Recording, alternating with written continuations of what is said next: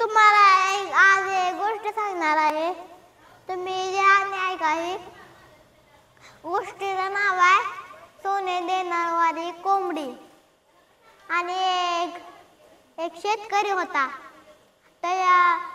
ती कोंबडी पाळत होता. कोंबडी पाळत होता. काही दिवस झाले कोंबडी पाळता नाही. ती अंड घेऊन विकायचा अशी रोज चालत असतं. पण एक दिवशी त्या कोंबडीच्या एक कोंबडीनं सोन्याचं अंड दिलं.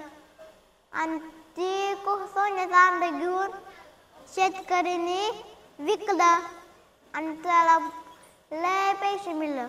अशी रोज चालत राहिलं. ते श्रीमंत झाला. आणि जरा श्रीमंत झाल्यावर त्याला विचारावा मनात